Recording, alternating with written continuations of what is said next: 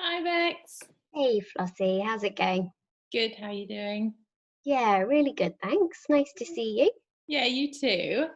All right, thanks for joining us and thanks for doing this talk for us. Oh, you're so welcome. But yeah, thanks to everybody watching for joining another webinar. Today we have Bex Carter. She's the Director of Operations for the Manta Trust, and she's been working with the Manta Trust for about 4 or 5 years. Is that right, Bex? Yeah, that's Yeah. right. So she has loads of experience and she's going to be talking about getting involved in manta conservation. So we've had quite a lot of questions about this over the past webinars. So I think this is going to be quite useful for some of those people watching. We have some really cool webinars coming up. I'll just mention one that we have next Monday for World Oceans Day. That is with Dr. Guy Stevens, who is the co-founder of Manta Trust, and Sarah Richard, who is the founder of Girls That Scuba. So hopefully some of you are familiar with Girls That Scuba, and if not, you should go and join their girl diving community. They're going to be discussing all things World Oceans Day, marine protection, conservation, and diving. So you can register on our website anytime from now. As for today's webinar, for anyone new, I'll just tell you the technical information. This webinar is going to last no longer than an hour. We'll have a talk from Bex and then we'll take questions at the end. So as viewers, you are automatically muted and your video is switched off, but we'd love to hear from you. So please put any questions or comments in the Q&A box on the Zoom toolbar, and we will get through as many as we can at the end of the talk. Okay, over to you, Bex. Cool. Thanks. Let's share this screen. There we go. Just really quickly before I start my talk, actually, I really wanted to say a big thank you to Flossie. She's been coordinating and organising all of these webinars over the last couple of months, and they've been really fantastic. I've been really enjoying them all. You've done an excellent job of hosting, so thank you so much, Flossie. You've been fantastic. Thank you, Bex. You're welcome. Not without your support. Of course. And also, yeah, just a big thank you to all of you for joining me today. I'm going to be talking a little bit about ways to get involved with manta and marine conservation. And the reason why we scheduled this talk is that and during lots of the other webinars that we've had over the last few weeks, it seems to be a reoccurring question that people have is, what can I do to help manta raise? How can I support the Manta Trust? And also, how can I get involved in this industry? So I'm going to do my best to shed a little bit of light on that for you. As Flossie's already mentioned, I've been working with the Manta Trust now since I think 2016 in various different roles. I'm currently the Director of Operations, so I oversee our core team, and together we're responsible for everything through from fundraising and finance to media and communications, helping our project in the Maldives, and also offering guidance and support to all of our affiliate projects around the world as and when needed. So we're only a really small team, but we do lots of different jobs, and I think that for a small team we do punch above our weight in the charity sector, and that is in no small part down to the wonderful support that we receive from folks like you. So today I've split my talk into 3 different topics that I'd like to cover. The first, which I will just go through really quickly, is ways to donate and raise funds for the Manta Trust. I'm not going to waste too much time on this because we've got loads of information about it on our website, which is very easy to access, and I don't want to bore you too much about it. I would like to tell you a little bit as well about why the funds that we receive from the general public are a bit different for the other types of funding that we get, and why they're so crucial to a charity like ours. I'm also going to talk a bit about some actions that you can take personally in your life in order to help Manta and Devil raise, and I'm going to wrap things up by talking a bit about some ways that you can get more involved in research and conservation. So, to kick things off, why are your donations so vital to small charities like the Manta Trust? Well, you need to understand a little bit more about how charities are run in order to understand why they're so vital. A lot of the funding that charities like the Manta Trust receive is what we call restricted funding. So, for example, a large portion of our funding comes through from grant-giving bodies, and we receive funding that is really, really vital and helps to run lots of our projects around the world, but there are strict regulations on how that money can be spent. So, for example, if we are applying for a grant for a project, some grant-giving bodies will put some restrictions in place. There are some things they will fund and some things they won't. And we often have to slightly tweak our project proposals to make them fit the criteria. And sometimes that means that even when we get some really fantastic funding through for a project, there can be some small gaps within that funding that need filling in order to make sure that the project can go ahead. And that's where the unrestricted funding that we see from the general public comes in. It helps to fill some of these gaps. So unrestricted funding, so this is the type of funding that we receive through things like our Cyclo membership and adoptions. We have the power to spend that money wherever we see fit, so wherever we think it's most important. So that's really, really essential. There can also be times where we have a project that we know is really vital, that we really want to set up and run, but we cannot find a suitable grant to apply for, and we can't find a sponsor, we can't find a major donor that's willing to support this project. And so having some unrestricted funds in our bank account can allow us to set up and run these really, really vital projects. The next area in which they're really helpful is supporting key staff. Unfortunately, one of the key things that many grants and also many sponsors refuse to fund is core operational funding. And this is something that can be really frustrating for small charities like us, because we know that the most important tool in any project is the member of staff who's running it, and everybody deserves to be paid a basic wage, and so we do need funding in order to pay our staff to make sure that they can go out and make these projects happen. And so sometimes funding from the general public can be the gap in a project that fills, and that's what means that the project can go ahead. And last but not least, they also help to give us a little bit of financial security, which is something that we've been thinking about a lot, particularly at the moment, in light of the current pandemic. Small charities need to have a little bit of money in reserve to support their core team for sort of 6 to 12 months in the unlikely event that any of their core funding is unexpectedly withdrawn or lost. So, you know, if a big unexpected thing happens like a global pandemic, then funding can dry up quite quickly for some charities.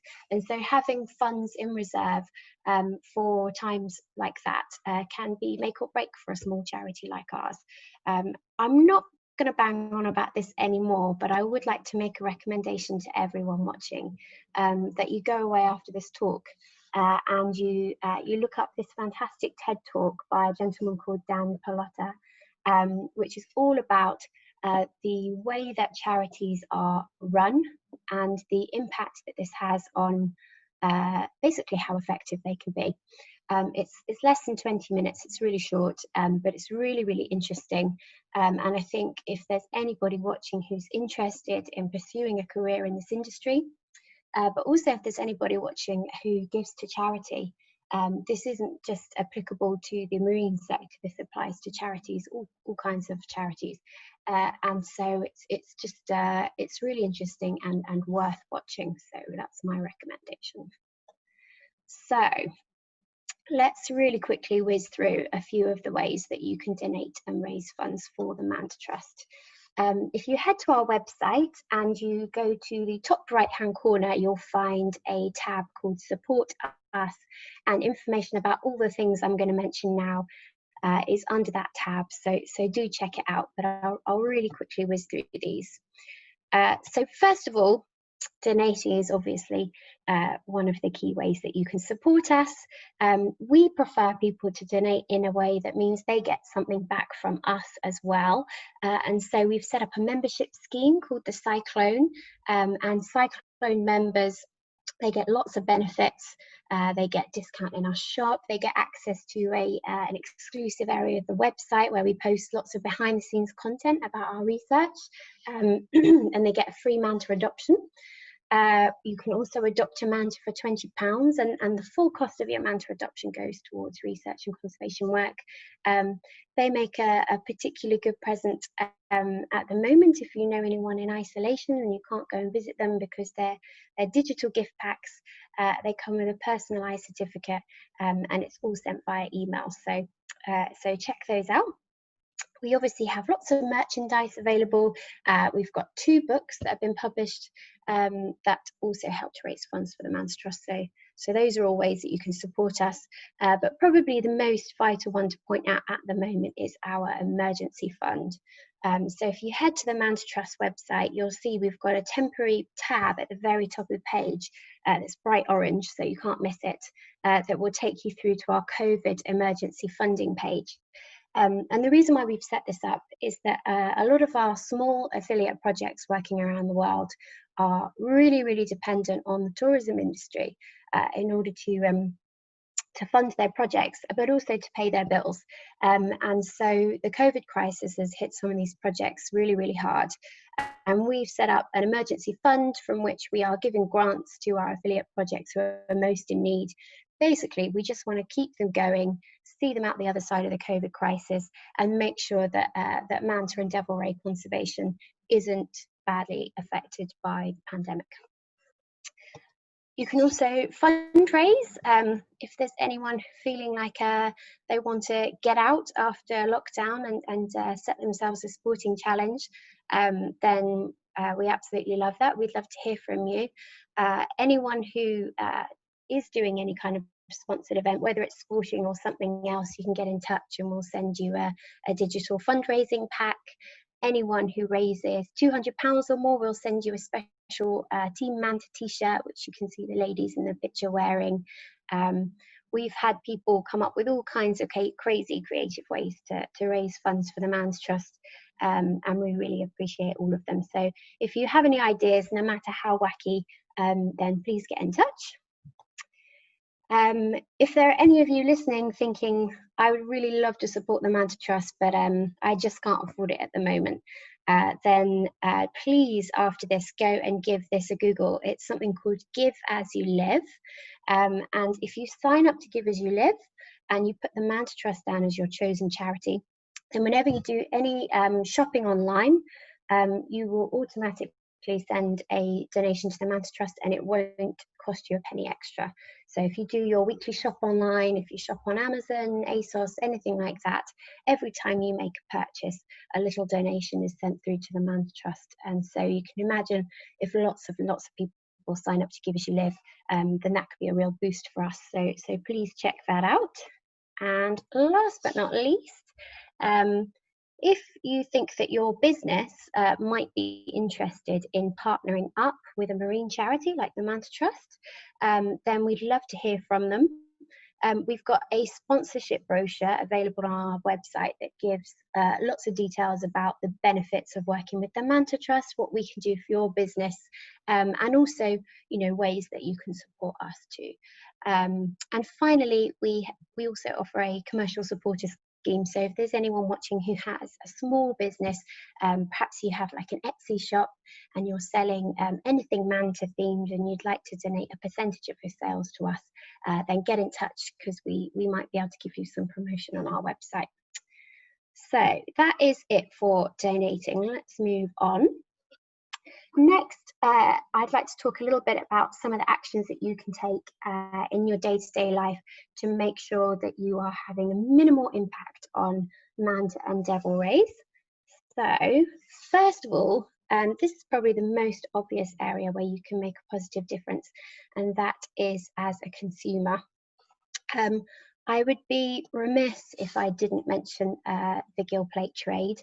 I'm sure that everybody watching this webinar is already very aware of this, but the gillpate trade has decimated manta and devil ray populations around the world.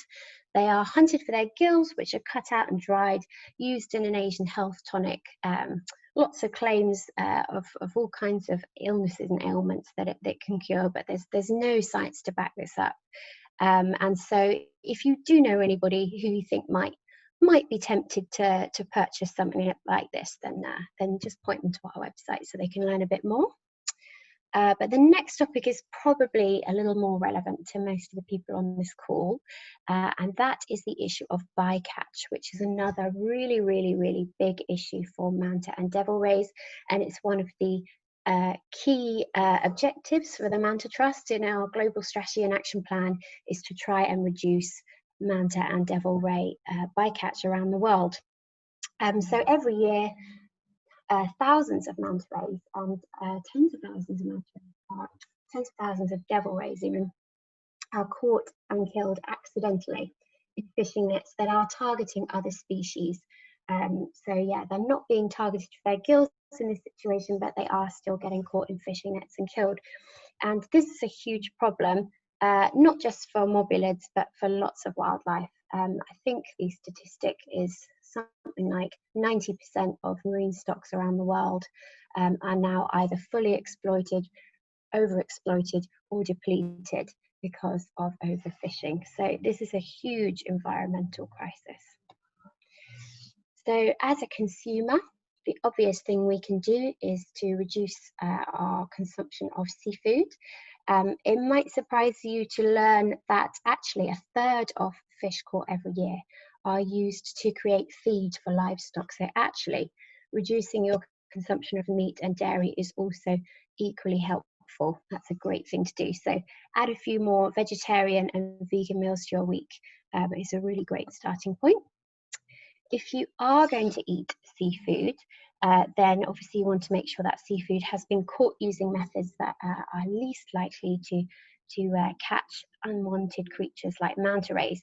So if you check out this fantastic website called Fish Free February, they have a page where you can type in details about where in the world you're based, and they will send you the best good fish guide for your region. So you have a little guide that helps you to pick out the most sustainable seafood choices in your area. Another little tip is not to get tricked by unreliable labelling. So unfortunately, as the world has become more aware of the issue of overfishing, some rather vague labelling has started popping up in supermarkets and on menus. If you ever see terms like sustainably fished or responsibly sourced with no explanation as to why that may be, then always be suspicious. Check your good fish guide, ask the waiter for more information, because unfortunately these terms get kind of thrown around a bit when they're not actually necessarily correct.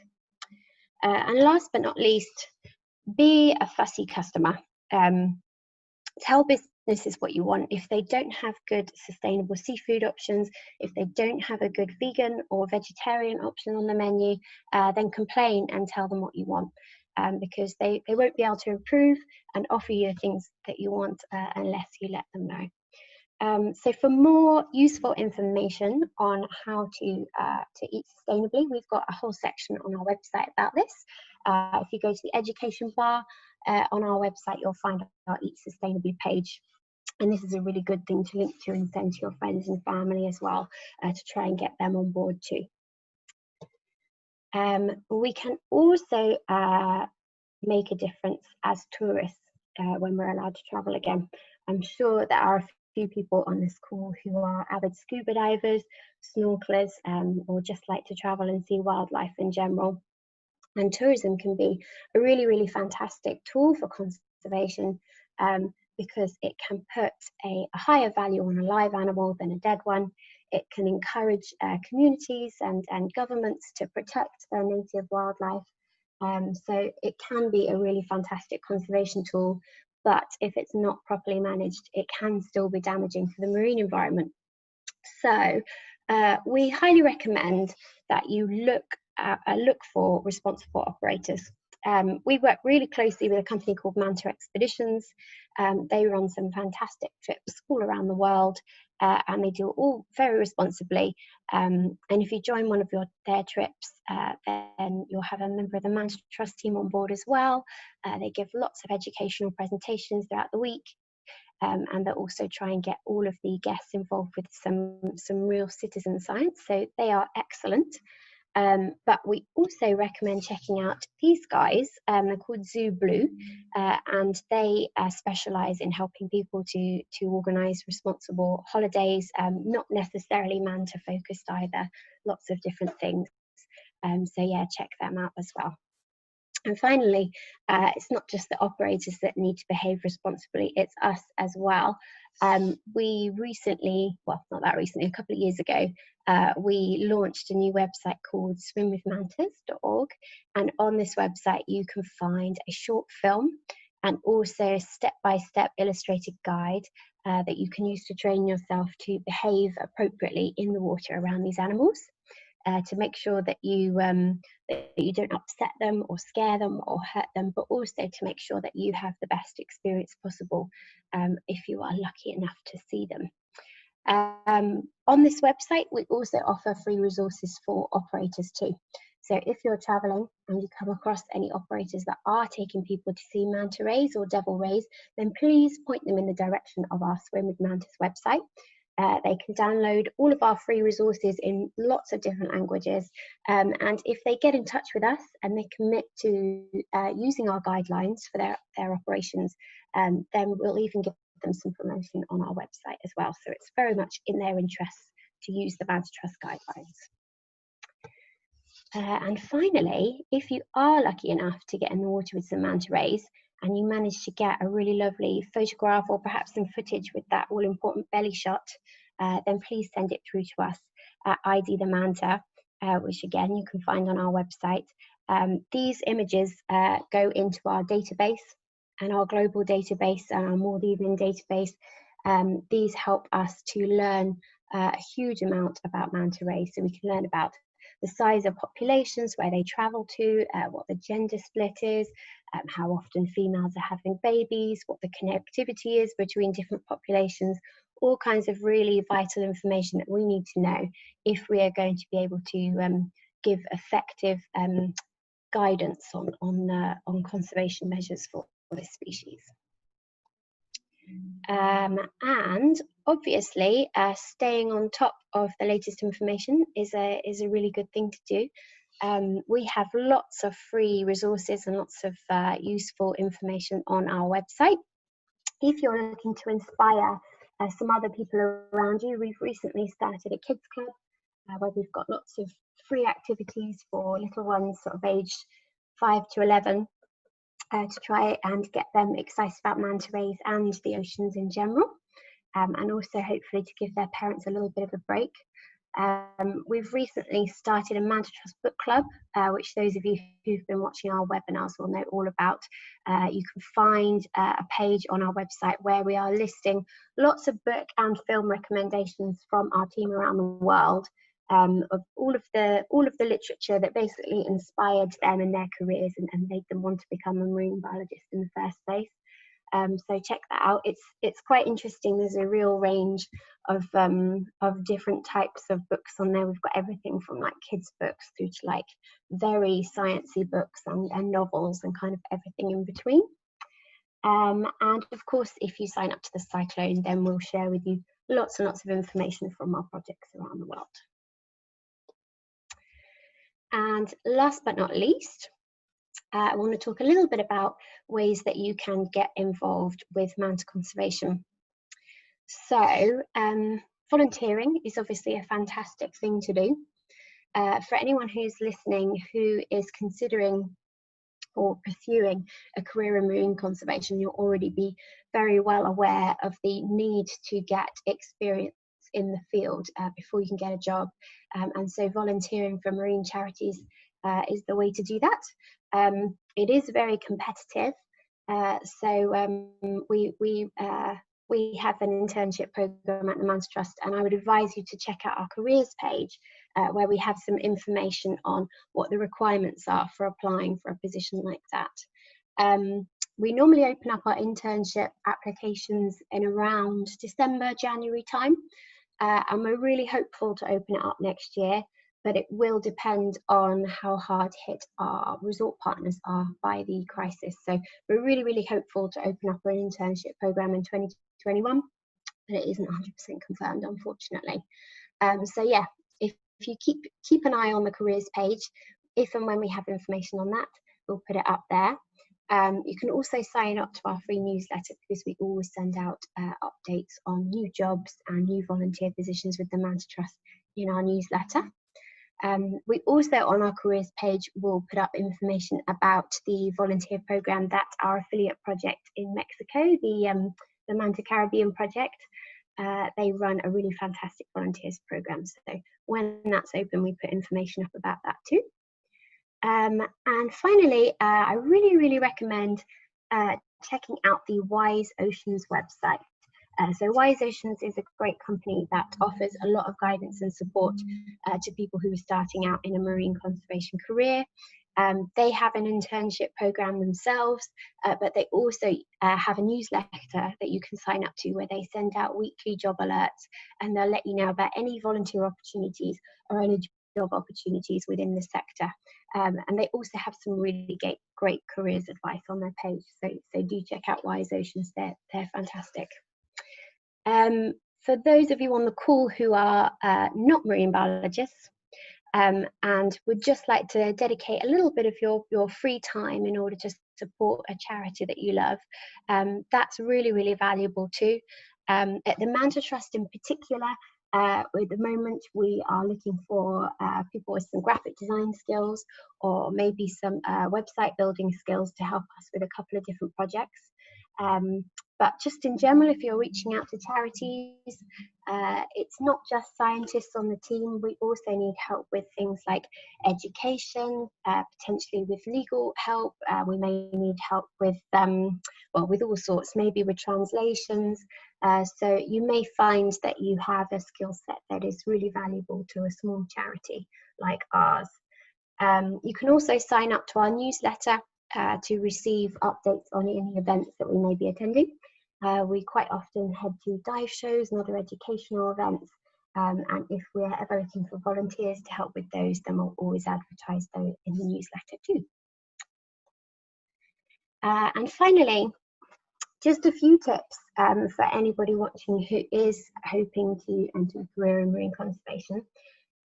Some of these may be really obvious, some may not be. We'll see. Obviously, gaining work experience is really, really important. We've covered that. But our other tip would be to reach out to people in the industry who are already doing the job that you're interested in. I think you would be surprised to find out how many people are willing to sort of pick up the phone and have a little chat with you and answer your questions, or maybe even meet you for a coffee and talk about their work. You want to find out what the job is really consists of. I think when you look at lots of social media and lots of websites, you see a very glamorous, exciting side of working in the marine conservation industry, lots of diving with mantas and splashing about in the ocean. And obviously that's a fantastic part of it, but it is only one small part of the work that we do. And actually, if you speak to some of our affiliate project leaders, they'll tell you that they will spend some time working in the field, but they also have to spend a lot of time putting on their fundraising hat. They have to learn how to write grant applications. They have to learn how to speak to sponsors and potential major donors and encourage them to support their work. They may also have to learn how to work in policy. They may have to be an educator as well, perhaps working with local communities, local fishing communities, or maybe even local school children. There's all sorts of different elements to working in the marine conservation field. And so there's lots of different types of work experience that you can get other than working in the field that can also be a really, really big bonus on your CV. I would advise you to think about what makes you stand out personally. So if you're applying for a job in this industry, be. You're going to be up against a lot of other people who also have the same qualifications, who are also scuba divers, who also love the ocean more than anything else. So what sets you apart? What else can you offer that would be useful in this industry? You know, do you speak another language? Are you creative? Are you good with technology? You know, there's lots of other things to consider as well. We get a lot of people approaching us about studentships at the Manta Trust. It is something that we do. We've supported a lot of students over the years, and we continue to do so. So we love to hear from people who are interested in doing something like that. But we do ask you to check out our studentships page on the website before you get in touch, where we've listed what information you need to have pre-prepared before you get in touch with us. It's not enough to just approach us and say, I want to work with the Manta Trust. We need to know exactly what you're planning to do, what you want to study, and what your aims are before we can have that proper discussion. And one final little tip before I wrap things up: take every job seriously. Unfortunately, in this industry, and it's the same for people who've been in it for many years, a lot of us have to start out at the bottom of the ladder and potentially have to take on some perhaps less inspiring jobs at the start of our careers before we get the dream job on the tropical island, or you know, whatever it is that we're aiming for. But it's really, really good, I think, to get into the frame of mind early in your career that whatever you do, you give it your all. You think about the rest of your team, you're reliable, you work hard, you don't let people down, even if you're just stacking shelves at the supermarket, because if you get into the wrong mindset early in your career, then that can stick. Plus, it's always just good advice, because you just never know when someone from your past may pop up again in your future, and if you've made a bad impression in the early days, then bad impressions can stick. So yeah, I think that about wraps my talk up. So thank you all for listening, and I will hand back over to Flossie. Thank you, Bex. That was great. So informative, and so many good points. The making connections early on, doing jobs that you don't necessarily want to do, but making sure you do them well is such an important thing, I think. Yeah, definitely. Yeah, and it was interesting to hear you talk about the different skills that people can bring. For our kids club, I know we've had lots of illustrators, including you, doing so much illustration, and a couple of other volunteer illustrators, and that's helped us out so much. So massively, yeah. And I think, you know, people sort of imagine that we're just looking for more marine biologists to help us with stuff, and actually we've got a very big team of marine biologists, but not many IT experts, or you know, so it's those other skill sets sometimes that are, you know, the thing we're really desperate for and perhaps can't afford for one of our projects. So yeah, definitely. And I like about the Manta family that we all have different backgrounds as well. We're not all strictly marine biology, we're a big diverse mix. Exactly, yeah. Okay, so I wanted to ask you first how you got involved with the Manta Trust. I mean, technically, I've been involved with the Manta Trust since it was first set up back in 2011. I used to work at the London Aquarium. I used to manage the education program there, and I had a couple of people on my team who were involved with setting up the Manta Trust. So we ran a load of fundraising events, and we had the Manta Trust sort of come in and do a lot of educational stuff at the aquarium. And yeah, then years later, I got in touch with Guy because I was taking sabbatical from my job, and said, you know, is there anything I can help you with? And I ended up doing a sabbatical with the Manta Trust, and then yeah, after that landed a job, and here I am. So yeah, I've been working with them for the best part of a decade now, which is mad. Was that sabbatical in French Polynesia? It was, yeah. That's a nice place to do it. I know. Yeah, and once you've done that, you're like, I don't really want to go back to my job working underground anymore. I want to be outside again. So it was a good inspiration. Oh my gosh! And what were you doing in French Polynesia? I've never asked you this, I don't think. Well, I think the Manta Trust had just recently established a new project out there, and with a couple of people based at the university. They had been given some historical data on the manta population in Bora Bora. So one of the local people there had just spent a few years diving really regularly at this site where they had manta rays, taking lots of IDs, and had built his own mini database. And then he'd moved, I think he moved to New Zealand, but he moved abroad, but he sent this data through to the Manta Trust. And so we went over there to do a study and see what the population was doing, because in the interim, basically Bora Bora became much more developed. They built lots more resorts, and there was a lot more people in the water, a lot more boat activity, and yeah, they wanted to see how that had impacted the local manta population. So yeah, I mean, it was really interesting. Obviously, it had. There were fewer mantas there, and sightings weren't as regular, but there were still lots of mantas visiting the same site, including some of the same manta rays from his database. And I think probably the coolest discovery we made when we were there, we photographed this really heavily pregnant female who had her back end had been all kind of chopped up. She'd obviously had been hit by a boat at some point.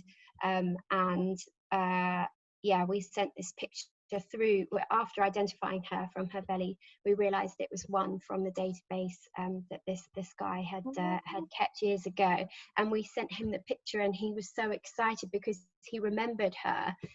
He'd seen this young manta that was so chopped up by a boat propeller that he thought they're not going to make it. He also thought it was a male, so we were like, surprise, she's alive and she's a girl and she's pregnant. So, that's really amazing. Nice. Yeah. And how long was it between those two times? 10 years. 10 years. Yeah. That's so nice. And you know, we were seeing mantas that he had sighted 10 years previously, who were already adult and pregnant back then, and we were seeing them again. So it's just more proof that they live a really long time if they get the chance. Yeah. Definitely. Okay, that's an awesome story. We have a question here about scuba diving. Do I need to be a scuba diver to be a volunteer? For our internship in the Maldives, I think you do, don't you, Flossie? You probably know better than me because you did the internship. I'm fairly sure that you do. You now have to be a dive master, but I don't know about Karen's internships. No, and so in Mexico, they don't scuba dive at all. It's all swimming. So yeah, as long as you can swim and free dive and yeah, you're fit and healthy enough to do that, then that you don't need to be a scuba diver. Okay, great, thank you. Okay, another one we have is, you spoke a bit about COVID and the effect it's having on small charities. What kind of effects has it had on the Manta Trust?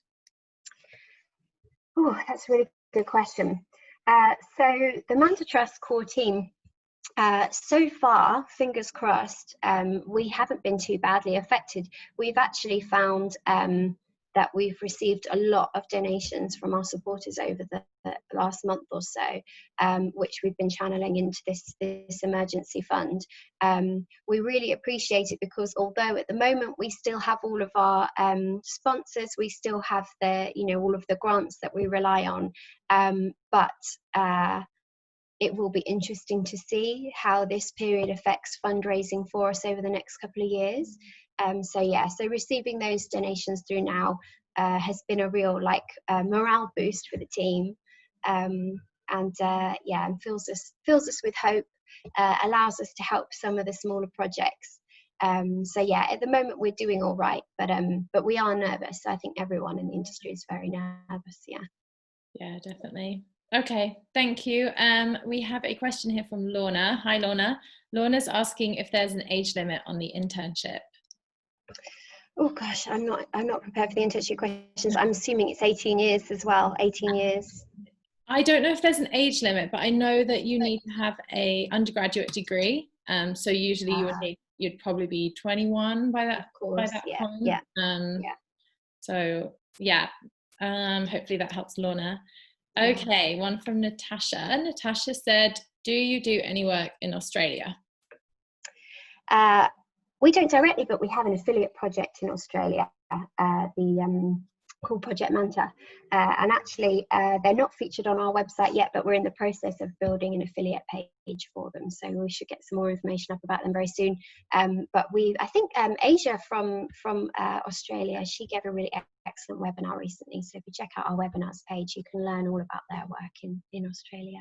Yeah, that was a super interesting webinar. She was talking about her work, looking at the different spot patterns of mantas in different countries and seeing if you could tell the populations apart by their spottiness, basically. So really interesting. That makes Mr. Spotty just an entirely separate population all by himself. I know. I was like, what about him?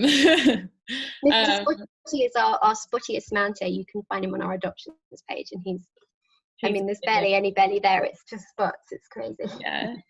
We do also have Australia coming up for our kids club next Tuesday. So we have a really cool drawing activity where you can basically match up the pink manta that was seen in Australia. Some of you might have heard about it, and do some drawing of that manta. So keep an eye out for that on Tuesday. Yeah. Okay, who should we do next? Okay, Louise has said, hi, thanks for such a great talk. She recently joined as a Cyclone member, so thanks very much, Louise. And she's asking if the donation goes currently directly towards the emergency fund. Not at the moment, and that is purely because we've set up a separate emergency fund, and we've had some amazing donations to that so far. So the money that's coming through the cyclone is, as I say, being kind of used to put into our reserves to make sure that the core team will be able to keep working if anything unexpected happens over the next few months. And also, as soon as we're able to get back into the field again, it'll go into our project work. And probably the key thing that's funding at the moment is all of the outreach work we're doing at the moment. So it's funding our staff's time to run webinars and kids club and all sorts of things like that. Okay, great, thank you. Another question about affiliate projects. Juliana is asking if we have an affiliate project in Costa Rica. We do. Yeah, we have an excellent affiliate project in Costa Rica. They're doing more things than I can list. They're doing lots of educational work with school children, but also with local fishermen. They're doing a lot of work to try and encourage some more sustainable fishing practices in the local area, and also studying the local manta population. And we have a page up about them on our website too. So yeah, and we hope to coax them onto a webinar at some point soon too, hopefully, don't we, Flossie? Yeah, that would be pretty cool. I had a chat with Sarah from Costa Rica the other day, and they sound like they're doing so much cool stuff. Yeah, teaching kids to swim all the time, and yeah, doing loads of cool stuff. I had a catch-up call with them recently, and I was note-taking, and by the end of it, I'd like my arm was sore because there was so much stuff going on. Yeah, so much work. All right. Okay, and I wanted to ask you as well about your book recommendation. You mentioned book club, and we have been asking people their book recommendations on the webinars. So in case anyone watching wants to know yours, which I'm sure they do, what would it be? Yeah, okay, so obviously I came prepared. My book choice is The End of the Line by Charles Clover. So I know maybe it's a really obvious one. It's a very well-known book that was made into a film a few years back as well. But I read this at a time in my life before I'd actually made the decision to go into marine conservation, and it just blew my mind, really. Just the realization of the scale of stuff that goes on behind closed doors, but out of sight, and just the realization of how disconnected we all are with the processes and industries that put food on our plates. And I read that and felt a bit dismayed, but also like I needed to do something about it. So I think anyone who eats seafood absolutely should read that book, and anyone going into marine conservation as well is a must read. Okay, Thank you. I have to admit, I've never read that book or seen the film, but now Do I really both. Do both. Yeah. The sad thing is, it's I can't remember when the book came out. It's over 10 years ago. Maybe it's even 15. It came out a really long time ago, and it's still just totally relevant. Like we haven't made the changes that are needed, and I'm sure things are, in some areas are drastically worse. But I'm sure there are some success stories too. But yeah, the film and the book are both very worthwhile. Okay, adding them to my now very, very long list. I know.